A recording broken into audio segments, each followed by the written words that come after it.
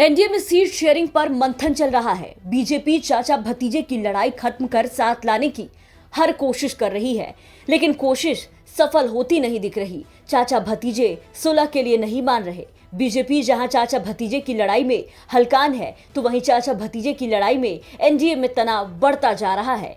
अपनी अपनी मांग पर चाचा भतीजे दोनों ही अड़े हैं और कोई भी हल निकलता नहीं दिख रहा, जिसके कारण ही एनडीए में सीट शेयरिंग का मामला फंसा हुआ है। इसी बीच सीट शेयरिंग पर बिहार के उप मुख्यमंत्री सम्राट चौधरी का बयान सामने आया। जरा सुनिए सम्राट चौधरी सीट शेयरिंग पर क्या कहते नजर आए।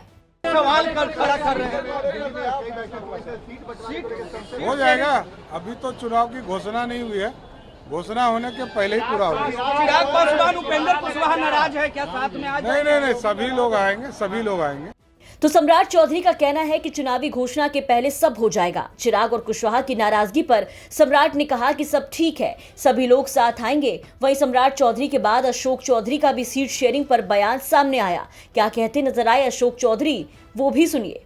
हमको लगता है कि कोई प्रॉब्लम नहीं है, समय पर हो जाएगा, समय पर घोषणा हो जाएगी। कहीं सीट शेयरिंग को लेकर के कहीं कोई एनडीए में अपने लोगों के बीच में कहीं कोई न दबाव है, न असंतोष है, न, इसलिए समय के हिसाब से सब चीज़ की घोषणा कर दी जाएगी समय से। हाजीपुर सीट को लेकर के एक तरफ पशुपति पारस कर रहे हैं, हम चुनाव लड़ेंगे और ऊपर से चिराग पासवान अपने अभी ये सब एंटिसिपेशन मत करिए, कौन क्या करेगा। समय आने पर सब चीज़ का पटाक्षेप समय पर कर दिया जाए।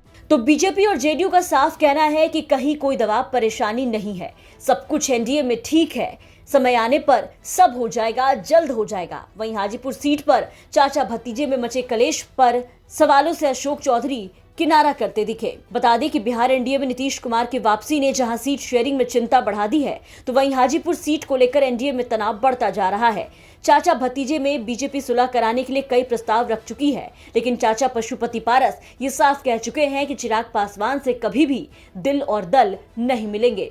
वहीं हाजीपुर सीट को लेकर के चिराग पासवान भी चाचा पशुपति पारस के सामने अड़ चुके हैं। चिराग पासवान ने भी ये दावा कर दिया है कि हाजीपुर सीट उनकी परंपरागत सीट है। रामविलास पासवान के बाद उनके बेटे होने के नाते उस सीट पर चिराग पासवान का अधिकार है। ऐसे में चिराग पासवान किसी भी कीमत पर हाजीपुर की सीट नहीं छोड़ेंगे।